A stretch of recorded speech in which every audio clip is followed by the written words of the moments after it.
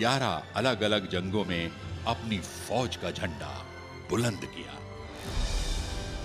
प्रथम विश्व युद्ध में करीब 2 लाख गोरखों ने फ्रांस, टर्की, मेसोपोटामिया और फिलिस्तीन में हिस्सा लिया और एक खास टुकड़ी के साथ लॉरेंस ऑफ अरेबिया का भी पूरा साथ दिया और मौजूदा इराक और सऊदी अरेबिया के इलाके में भी अपनी बहादुरी का कारनामा दिखाया।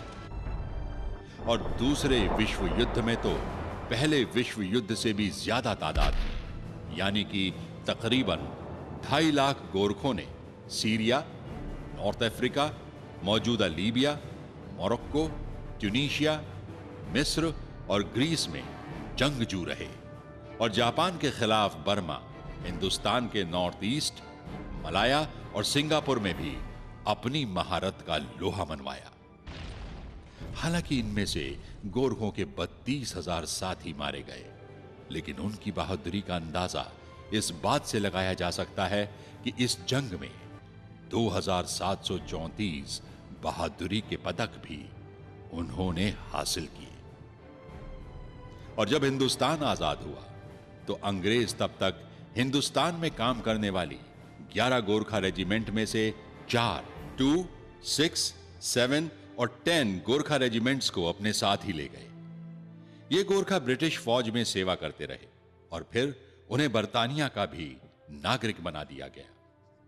और बाकी सारी रेजिमेंट्स 1st, 3rd, 4, 5, 8, 9 और 11 गोरखा रेजिमेंट्स हिंदुस्तान फौज में ही अपनी बहादुरी की दास्तानें लिखती रहीं और आज भी इन्हें खास इज्जत की नजर से देखा जाता है। आज इनकी तादाद लगभग 50,000 सिपाहियों की है और अभी पिछली 15 अगस्त को जिन 7 फौजियों को अपनी जान की परवाह किए बिना देश की सेवा करने के लिए बहादुरी के पदकों से नवाजा गया, उनमें से 4, जी हां 7 में से 4 गोरखा राइफल्स के ही हैं। गोरखों की इस खुद से पहली जिम्मेदारी, या यूं कहें कि जान हथेली पर रखकर अपनी जिम्मेदारी को अंजाम देने की फितरत को सारी दुनिया ने माना है। 1911 में गोरखा ही थे जब ब्रिटिश फौज ने किसी फौजी को बहादुरी का मेडल दिया था। दरअसल कुल 16 विक्टोरिया क्रॉस जो नेटिव सोल्जर्स को दिए गए, उनमें 13 गोरखों को मिले जिन्होंने नमक का हक अदा करने के लिए अपनी जान निछावर कर दी थी। आजादी के बाद भारत माता की सेवा में भी गोरखों की बहादुरी के कारनामे अक्सर दास्तानों के आसमानों पे सितारों की तरह जगमगाते रहे हैं। 1952 में नायक नर बहादुर थापा को देश का पहला फर्स्ट क्लास अशोक चक्र दिया गया, जो कि शांति के दौर का परमवीर चक्र कहलाता है। मेजर धन सिंह थापा को 1962 की जंग में परमवीर चक्र से नवाजा गया। उनकी सूची खासी लंबी है, जिन्हें महावीर चक्र, वीर चक्र, कीर्ति चक्र, शौर्य चक्र से नवाजा गया। आजादी के बाद पहली बार 2 गोरखा अफसरों ने तरक्कियों की सारी पुरानी हदों को पार करते हुए लेफ्टिनेंट जनरल के ओहदे पर पहुंचने में कामयाबी हासिल की। ये हैं लेफ्टिनेंट जनरल शक्ति गुरुंग, पीवीएसएम, यूवाईएसएम, एवीएसएम, वीएसएम, जो कि बाद में सेना सचिव के ओहदे से सेवानिवृत्त हुए, और लेफ्टिनेंट जनरल राम सिंह प्रधान, एवीएसएम, एसएम, वीएसएम, दूसरे और गोरखा अफसर हैं जो कि इस आला मुकाम पर पहुंचे। और हमारे लिए फख्र की बात यह है कि आज का यह खूबसूरत गोरखा द्विशताब्दी महोत्सव भी इन्हीं 2 अफसरों की कोशिशों का नतीजा है। यह गोरखों की वफादारी और बहादुरी ही है कि जो उनके सीनों की खूबसूरती देश की सेना के नवाजे सैकड़ों मेडल्स ने बढ़ाई है। गोरखों की बहादुरी ही है जिसने हिंदुस्तानियों के दिलों पर ही नहीं बल्कि शायरी के कलाम पर भी कब्जा किया है और उन्हें ऐ मेरे वतन के लोगों जैसे मशहूर नज्म में भी मुकाम दिया। गोरखे नमक का कर्ज कभी ना भूलने वाली कौम है। यही वजह है कि उनकी बहादुरी की दास्तानें हिंदुस्तान की हर जंग और यहां तक कि दहशत के खिलाफ जंग में भी मिल जाती हैं। हालांकि गोरखों के फौजी कारनामों की वजह से उन्हें सीमित कर दिया गया, और वो ये कि गोरखे सिर्फ अच्छे फौजी या फिर गार्ड ही हो सकते हैं। इस सोच ने गोरखों की सलाहियतों पर पर्दा डाल दिया। यही वजह है कि आज भी जब गोरखा रेजिमेंट दुनिया भर में अंजाम दिए अपने तमाम जंगी और फौजी कारनामों के 200 साल मना रही है, तो भी गोरखा कौम अपनी वजूद को समाज के दो राहे पर पाती है। आज भी गोरखा को हर रोज देश के किसी ना किसी कोने में, जो कि उसका अपना घर है, उसमें न सिर्फ अपनी पहचान के सवाल का सामना करना पड़ता है, बल्कि गैर बराबरी के एहसास से भी दो चार होना पड़ता है। और आज भी गोरखों को समाज की मुख्य धारा में लाने के लिए खासी कोशिश करनी पड़ती है। एक बहुत आम सोच यह भी है कि गोरखे नेपाली हैं क्योंकि उनकी जबान, तहजीब और साहित्य नेपाली है।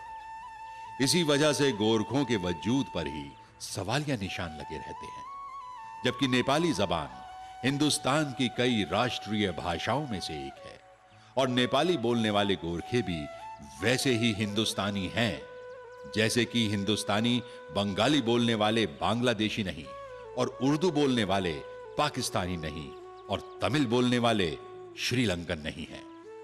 गोरखे खालिस हिंदुस्तानी हैं।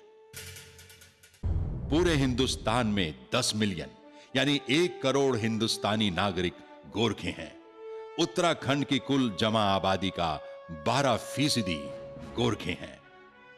गोरखों की राष्ट्र निर्माण में योगदान की तमाम कहानियां कही ही नहीं गई। हजारों गोरखे देश के हर कोने में चाय के बागानों में, कुनेन की खेती, तेल के कुएं, कोयले की खानों में काम करते मिल जाएंगे।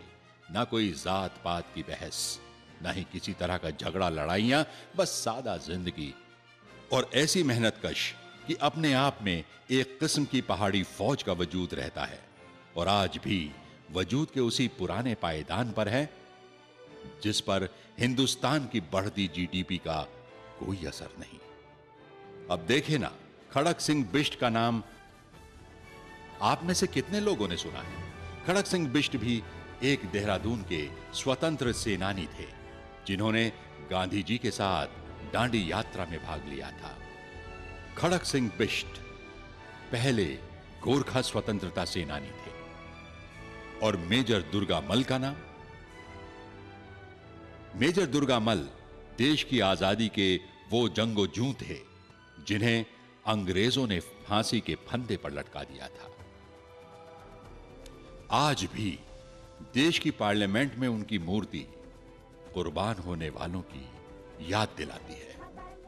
कुछ ऐसे ही नामालूम दास्तां हैं मौसीकार राम सिंह ठाकुर की, जिनकी कंपोज किए आईएनए का तराना कदम कदम बढ़ाए जा आज भी हिंदुस्तानियों के दिले जुबान पर राज करता है। अब यही तराना इंडियन आर्मी का भी है। राम सिंह ठाकुर ने ही आजाद हिंद फौज का कौमी तराना सब सुख चैन कंपोज किया था। उत्कल बंगा संचल सागर विंद हिमालय नीला जमुना गंगा, तेरे नित गुण गाए तुझसे जीवन पाए, सब तन पाए आशा सूरज बनकर जग पर चमके भारत नाम सुभागा। जय हो जय हो जय हो जय जय। सोचिए, आमतौर से कितनों ने अरी बहादुर गुरुंग का नाम सुना होगा, जो कि हिंदुस्तान की संविधान कमेटी के एक अहम मेंबर थे। तो क्लासिकल डांसर में सरे फेहरिस्त रहने वाली मशहूर और मारूफ पद्मश्री सितारा देवी और गोपी किशन भी गोरखा थे। वाना ताज्जुब। अच्छा, तो और सुनिए, मुंबई के मशहूर पेंटर लक्ष्मण श्रेष्ठा भी गोरखा हैं। अब आचार्य बालकृष्ण का क्या तारुफ कराया जाए? उन्होंने तो हिंदुस्तानी आयुर्वेद को सारी दुनिया में पहुंचाया है। तालीमी मैदान में भी गोरखों का कम योगदान नहीं रहा। उत्तराखंड का मशहूर कैम्ब्रियन हॉल की बुनियाद श्री शशि शमशेर जंग बहादुर राणा ने रखी थी और फिर उनकी रानी साहिबा ने उनकी मुहिम को आगे बढ़ाया।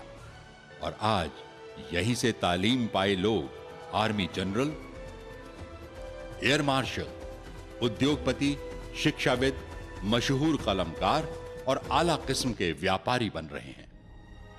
आज हिंदुस्तान के सभी राज्यों में सिक्किम को सबसे ज्यादा प्रगतिशील राज्य माना गया है। इस राज्य के चीफ मिनिस्टर श्री पवन चामलिंग किसी तारीफ के मोहताज नहीं है। कुल 5 बार सिक्किम के चीफ मिनिस्टर रहे और ये उनकी आला सोच ही है जिसने सिक्किम सूबे को आज ये बेहतरीन मुकाम दिलाया है। समस्या चाहिँ राम्रो शिक्षकहरूको कमी छ। गोरखा टेरिटोरियल एडमिनिस्ट्रेशन के चीफ एग्जीक्यूटिव जनाब बिमल गुरुंग हैं, जो कि दार्जिलिंग में गोरखों की ख्वाहिशों को परवान चढ़ाने के लिए मेहनतकश हैं। आज जो इतना दिन का बाद में हम लोग बातचीत हुआ और हमारा एमपी जैसे सालोले ने हमारा जो बात था वो स्पष्ट रूप से वहाँ पर रखा। हम लोग खुश हूँ। और यहाँ अपने उत्तराखंड में भी गोरखे अपने नाम, नमक और निशान की खातिर राज्य की तरक्की के लिए हर वक्त कुर्बान हैं। 1976 तक देहरादून शहर भी 3-3 गोरखा रेजिमेंट्स का घर रहा है और जो गोरखे यहां रिटायर हुए वो यहां के होके रह गए। यहां की मिट्टी इतनी भाई कि यहीं जमीन खरीदी और यहीं मकान बनाए और उनकी अगली नस्ल भी उनके पद चिन्हों पर चल रही है। यह देहरादून ही है जहां गोरखों ने फुटबॉल को कुछ इस तरह अपनाया जैसे बतख पानी को अपनाती है। गोरखों के लिए फुटबॉल एक जंग की तरह है, वही फुर्ती भरे अंदाज जैसे कि जंग में होता है, मंजिले मकसूद हासिल करना। 1950 तक पहुंचते पहुंचते गोरखों की फुटबॉल के कारनामे कोलकाता तक पहुंच गए, जो बाद में फुटबॉल क्लब का मक्का बन गया। ये सारे फुटबॉल प्लेयर्स देहरादून के ही थे, जो कि फुटबॉल के महारथियों के नाम से जाने जाते हैं। इनमें से ज्यादातर प्रोफेशनल फुटबॉलर थे, जिन्होंने ईस्ट बंगाल क्लब और मोहन बागान क्लब से फुटबॉल खेले और हिंदुस्तान की टीम में भी अपना मुकाम बनाया। इनमें से कई Asian games, Commonwealth games, Merdeka cup, Durand cup और यहां तक कि ओलंपिक गेम्स तक भी पहुंचे हैं। चंदन सिंह रावत, वीर बहादुर गुरुंग, राम बहादुर, अमर बहादुर गुरुंग, उपेंद्र सिंह रावत, श्याम थापा, सीबी थापा को कौन नहीं जानता। और आजकल सुनील छेत्री को सभी जानते हैं। अपने फुटबॉल के माहिराना अंदाज की वजह से वो कितनी ही फुटबॉल चैंपियनशिप्स में हिंदुस्तान टीम का हिस्सा रहे। गोरखा सिर्फ फुटबॉल के ही महारथी नहीं थे, बॉक्सिंग में भी उन्होंने अपनी खासी पहचान बनाई है। जैसे कि पदम बहादुर मल ने हिंदुस्तान को एशियन गेम्स में पहला स्वर्ण पदक दिलवाया था और इन्हें अर्जुन अवार्ड से भी नवाजा गया। इसी तरह हरि सिंह थापा को बॉक्सिंग के लिए द्रोणाचार्य अवार्ड मिला। दोनों खिलाड़ियों को उत्तराखंड लाइफ टाइम अचीवमेंट से भी नवाजा गया। 2005 में सोम बहादुर थापा ने कॉमनवेल्थ गेम्स में सोने का तमगा हासिल करके देश और गोरखों का नाम रोशन किया। और अभी हाल ही में शिव थापा ने ओलंपिक 2016 के लिए क्वालिफाई करके ऐसा करने वाले सबसे नौजवान बॉक्सर होने की खुशी मनाई। दौड़ के मैदान में भी शिव कुमार श्रेष्ठा क्रॉस कंट्री चैंपियन हैं और इसी तरह मकबूल हैं मैराथन रनर रोशनी राय, जिनके सर अकेले ऐसे भारतीय होने का सेहरा जाता है जिन्होंने 89 किलोमीटर कॉमरेड मैराथन पूरी की। खलंगा की दौड़ भी उन्हीं की सरपरस्ती में की गई है। चलें अब गोरखों की कुछ तीरंदाजी की बात हो जाए। अर्जुन अवार्ड से नवाजे जाने वाले तरुणदीप ने 2011 के एशियन गेम्स में चांदी का पदक हासिल किया और इसे जीतकर हंगामा कर दिया।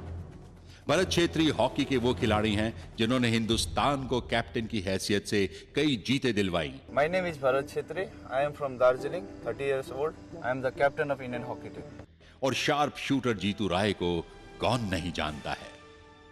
गोरखों की जिंदगी में हवा का रुख बदलता हुआ नजर आ रहा।